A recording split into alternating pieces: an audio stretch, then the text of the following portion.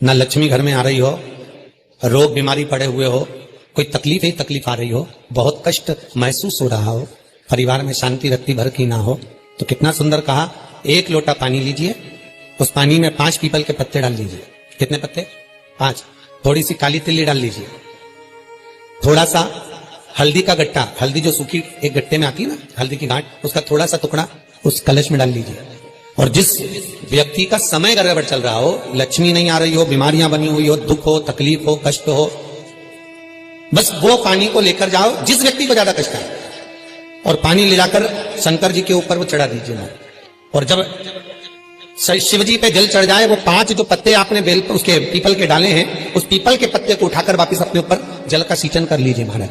आपको 3 दिन में अंतर मालूम पड़ जाएगा कि आपके कार्य बनना चालू हो जाएंगे और आप रोग से मुक्त होना चालू हो। यदि आप बाजार से साड़ी खरीद कर लाओ, भले 200 रुपए की हो, भले 200 की है, आपके घर में जो भगवान बैठे हुए हैं, आपके घर में जो शंकर बैठे हैं, जगदम्बा बैठी है, गणेश जी बैठे हैं, कार्तिकेय बैठे हैं, आपके घर में लड्डू गोपाल बैठे हैं, आपके घर में जो भी देवी देवता बैठे हैं, भले कोई भी देवता हो, जो साड़ी आप खरीद कर लाए हो, उस देवता को समर्पित कर दो 5-10 मिनट के लिए, प्रभु ये आपका। और फिर भगवान से वही साड़ी वापिस ले लो, प्रसाद उसको पहन लो। महाराज किसी को उसका रुपया मत बताना कि कितने की साड़ी है, भले 200 की है, बताना मत ही। बाजार में निकल जाना है, सहेलियों के घर चले जाना, मेहमानी करने चले जाना, किसी से मिलने चले जाना। वो साड़ी की कीमत अगर कोई बताएगा तो 200 नहीं बताएगा, वो हजारों में ही बताएगा कि इसकी कीमत बढ़ गई। क्यों? क्योंकि भगवान को समर्पित होने के बाद में वस्तु की कीमत अपने आप बढ़ जाती है। जिस समय आप इस मन का, वृत्ति का, चित्त का मंथन करोगे भगवान के चरणों में बैठकर कि हे परमात्मा, और कई लोग तो ऐसे, उनका आज तक हनुमान चालीसा पढ़ना नहीं है, आज तक कोई चालीसा, चाहे गायत्री चालीसा हो, लक्ष्मी चालीसा हो, शिव चालीसा हो, पढ़ना ही नहीं आती, बस बैठ गए भगवान के सामने और पढ़ लिया आसन लगा के। नहीं नहीं नहीं, चालीसा पढ़ने का भी एक नियम है। अगर कोई लक्ष्य लेकर पढ़ रहे हो तो उसका एक नियम है।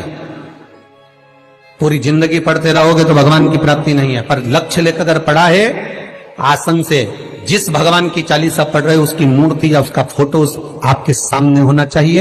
एक घी का दिया, अगर हनुमान चालीसा पढ़ रहे हो तो या तो घी का दिया जलाओ, वो भी गाय के घी का हो, भैंस के घी का मत जलाना, हनुमान जी कभी प्रकट नहीं होंगे भैंस के घी से।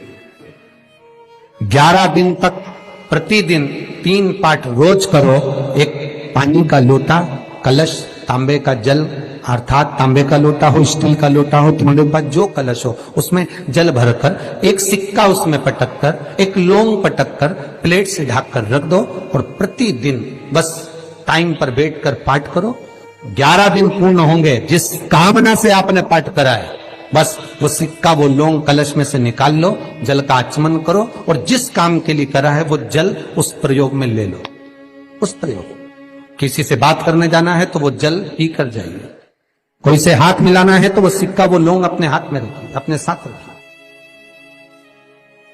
कई लोग कहते हैं हम तो बहुत दिनों से हनुमान चालीसा पढ़ रहे हैं, हम बहुत समय से राम रक्षा स्तोत्र का पाठ कर रहे हैं, हम बहुत समय से ये कर, अरे तो उसको नियम से तो करो।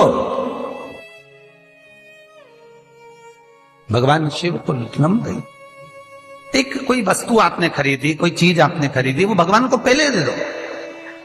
यदि आप भगवान को दोगे तो उसकी कीमत अपने आप बढ़ जाएगी, उसका सुख अपने आप बढ़ जाएगा, उसका आनंद अपने आप बढ़ जाएगा, अपने आप। भगवान के सामने कोई वस्तु अगर पहुंचती है गई तो उसका स्वाद बढ़ गया। प्रैक्टिकल करके देखना, कहीं सियोर वाला महाराज झूठ तो नहीं बोल रहा, तो आज ही प्रैक्टिकल करना। थोड़ी सी कोई प्रसाद बना लेंगे, थोड़ा सा कोई प्रसाद, कोई आटा सेक कर, आज मत सेकना तो कल सेक लेना है।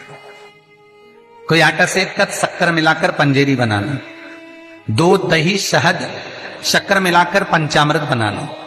एक पंजेरी और पंचामृत सत्यनारायण भगवान के सामने रख देना। एक पंजेरी और पंचामृत शंकर जी के सामने रख देना, एक पंजेरी पंचामृत किसी भगवान के सामने रख देना, एक पंजेरी पंचामृत किसी भगवान के सामने रख देना और एक पंजेरी पंचामृत ब्रिज के ऊपर रख देना। एक पंजेरी पंचामृत कहीं रसोई घर में पड़े रहने देना, अलमारी पे रखे रहने देना, उसको भगवान के सामने मत ले जाना। तो तुम देखोगे कि जो भगवान के सामने, सत्यनारायण के सामने, शंकर जी के सामने, तुम्हारे भगवान के सामने जो तुमने पंजेरी और पंचामृत जो बनाया है उसको खाकर देखना, उसमें स्वाद बढ़ जाएगा। और जो फ्रिज के ऊपर रखा है, अलमारी पे रखा है, रसोई घर में रखा है, उसमें स्वाद नहीं आएगा।